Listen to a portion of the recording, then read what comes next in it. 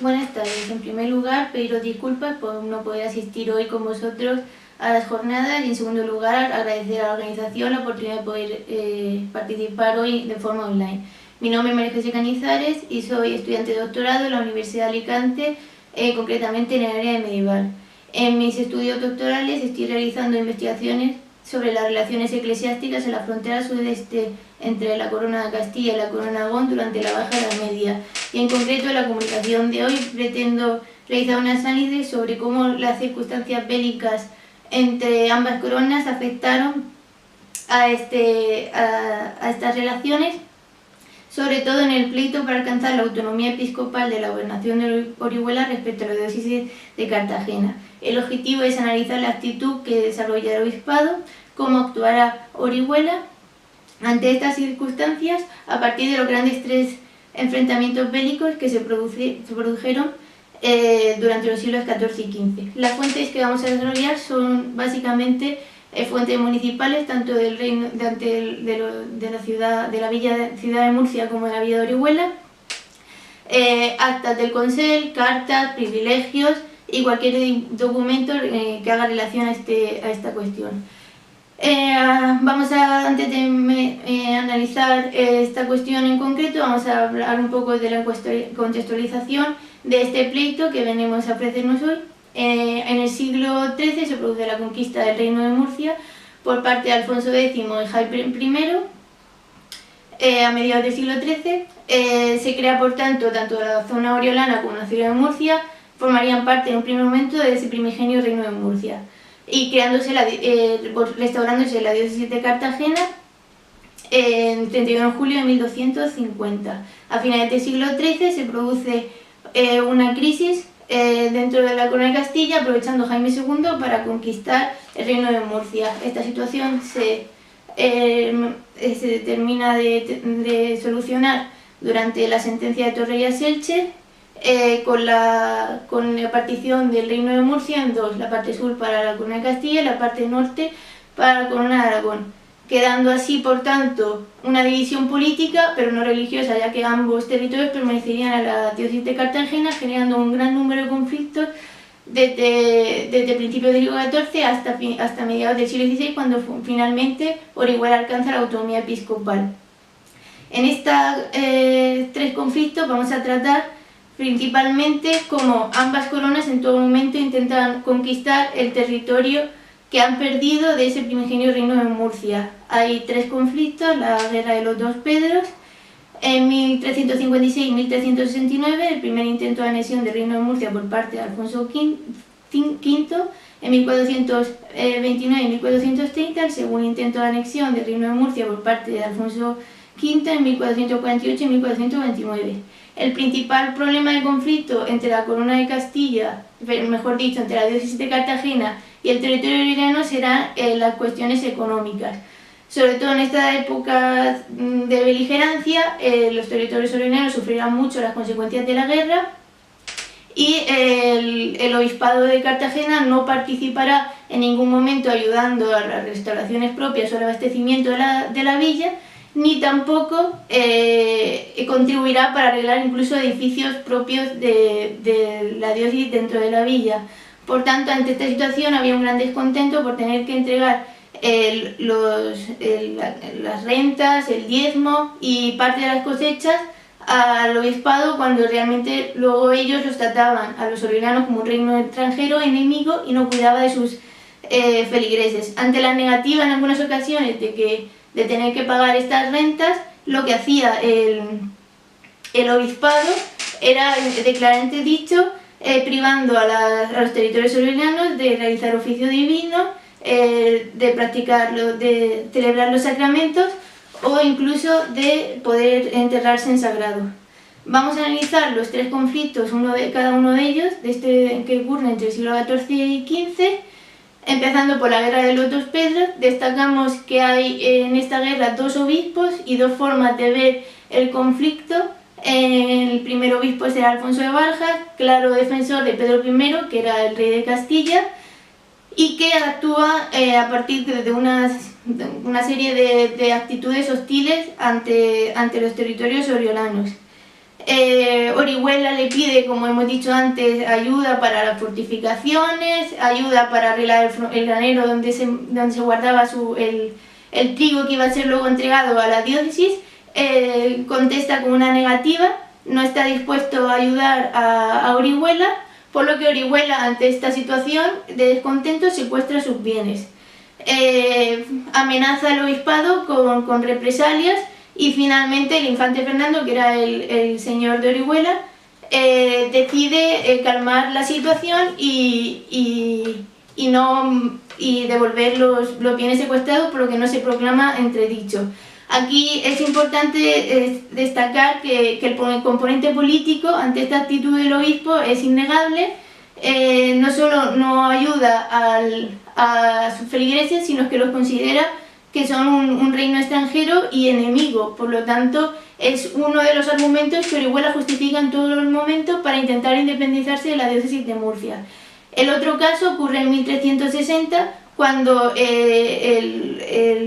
la villa de Orihuela secuestra los diezmos, por lo que el obispado declara entredicho. Como ya hemos dicho, la situación de entredicho era bastante negativa para la población, sobre todo en esta época de guerra, donde había tanta hambre, calamidades y sobre todo muertes, consecuencia de este hecho, que dificultaban la vida y más la vida religiosa si se producía este entredicho. El segundo obispo entra en 1361, será Nicolás Aguilar, donde cambia totalmente la actitud respecto a la zona oriolana. Cuando Enrique Trastámara, en el conflicto político que hubo en Castilla en esa época para intentar acabar con Pedro I, gana por primera vez en 1366 a su hermanastro, mejor dicho. Nicolás Aguilar cambia de bando y se adhiere al trastamarista. Una vez que vuelve Pedro I, Nicolás debe abandonar el obispado y se refugia en las tierras oriolanas en 1367. Esta actitud del obispo que está en tierras oriolanas y que encima tiene una actitud conciliadora con Orihuela es considerada por Pedro IV y por la villa de Orihuela como un nuevo inicio de las relaciones que pueden beneficiar a Orihuela y que terminen por así estas cuestiones y conflictos eclesiásticos entre unos y otros.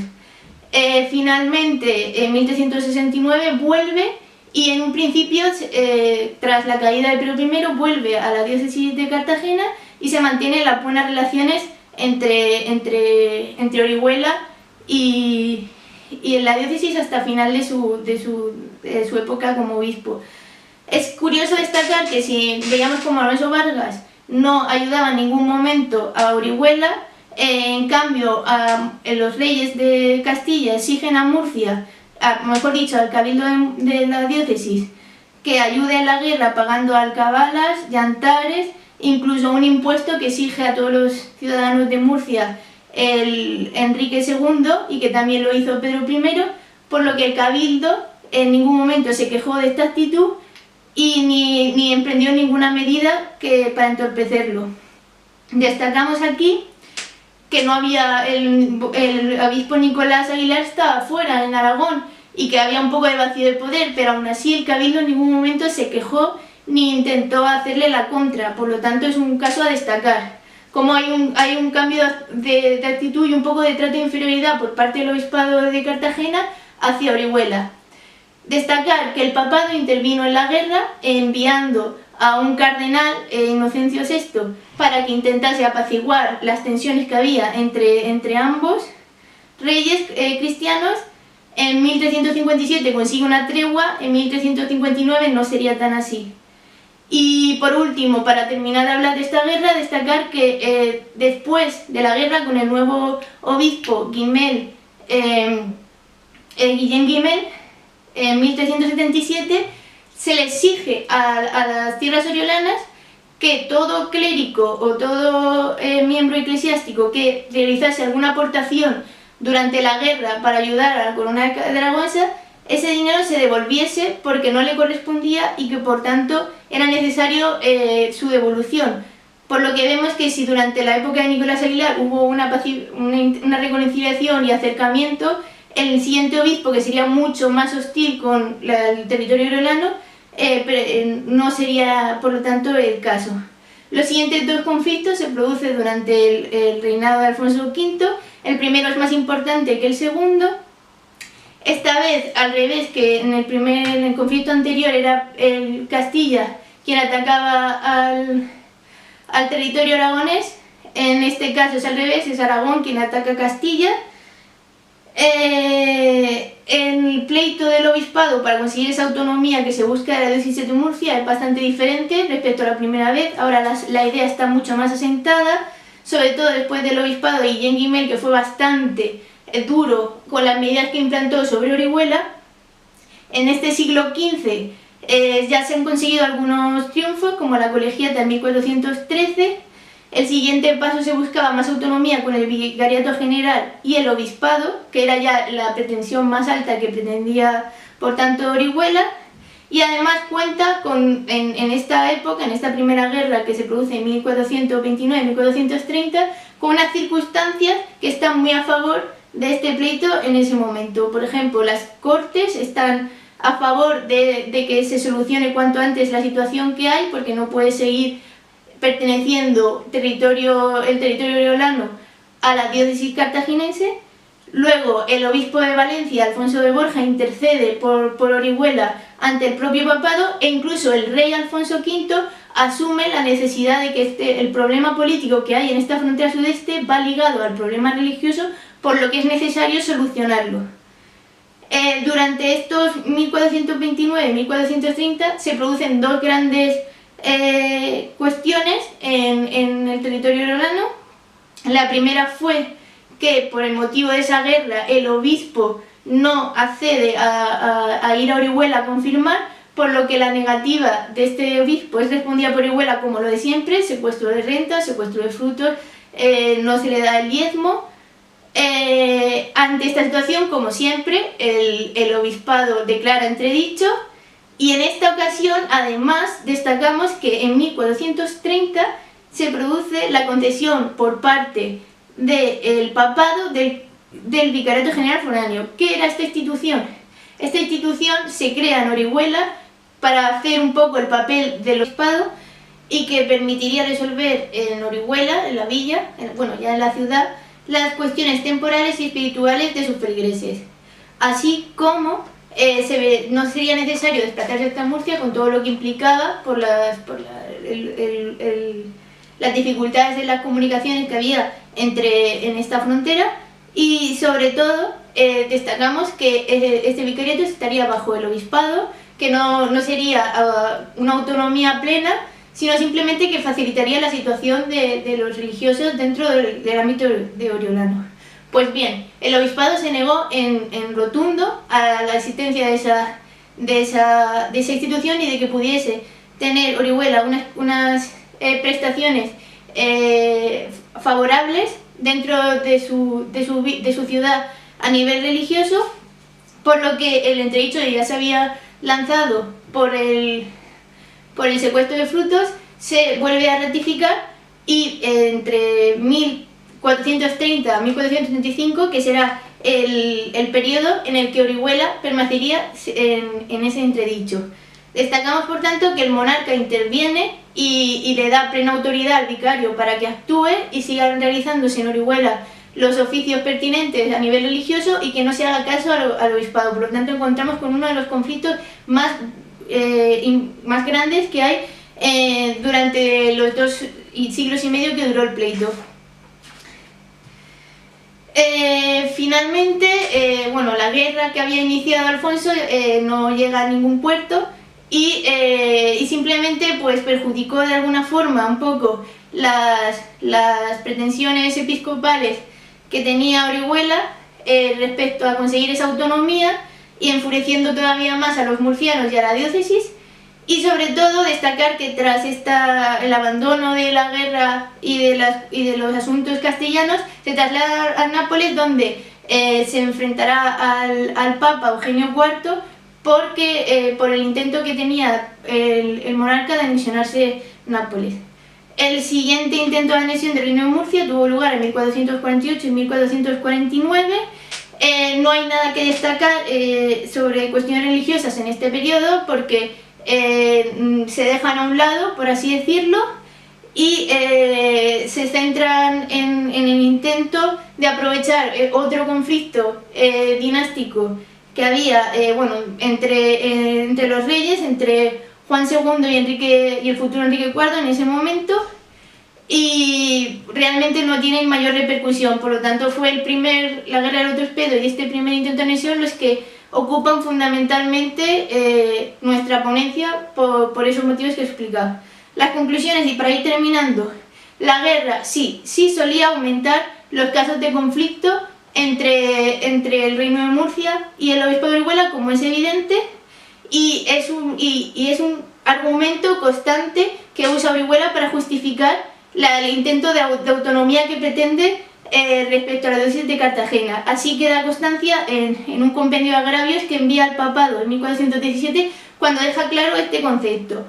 En cuanto a los asuntos económicos, se observa a lo largo de la ponencia que el obispado no tuvo en cuenta en ningún momento cuál era la situación de Orihuela, si Orihuela se encontraba en crisis, si Orihuela se encontraba bajo los efectos de la guerra. El obispado exigía tal cantidad de frutos, tal cantidad de rentas, y había que entregárselas. Por lo tanto, de ahí el conflicto de intereses. Si quizá hubiese sido el territorio murciano, a lo mejor el obispado hubiese planteado otra actitud respecto a Murcia. Esa es la cuestión que nos deja un poco. Por último, este problema, esta comunicación tiene como objetivo fundamental analizar cuál es realmente aquí lo que se está tratando. Lo que se busca, por tanto, la Corona de Aragón y con la Corona de Castilla fundamentalmente es recuperar la totalidad del Reino de Murcia. Nos encontramos ante una frontera clave, una frontera que es parte de la estrategia política peninsular de ambas coronas. Por lo tanto, es fundamental conseguir este territorio. Además, el pleito religioso se convierte en otro de los motivos más de pugna que había entre estas coronas. No solo estamos hablando de problemas religiosos, también había problemas políticos, económicos, de vecindad, sociales entre ambas coronas. Por lo que el control religioso se convierte para los castellanos en un arma clave para tener también un control territorial sobre los territorios de Orihuela y sobre todo sobre la Corona de Aragón. Por lo que en ningún momento durante los 2 siglos y medio que duró este pleito, la Corona de Castilla quiso ceder ni un poco de poder para evitar así perder esa soberanía que tenía sobre el territorio oriolano. Finalmente, como ya os aventuraba, este pleito se soluciona, pero se soluciona mucho tiempo después. No fue hasta el 14 de julio de 1564 cuando finalmente el Papa Pío IV reciba la petición por parte de Felipe II y se otorga a Orihuela la condición de diócesis independiente, poniendo fin a este longevo pleito que se había iniciado a mediados casi del siglo XIII y que se finaliza, por tanto, a mediados del siglo XVI. Muchas gracias y por haberme escuchado, y reitero mis disculpas por no haber podido asistir hoy. Buenas tardes.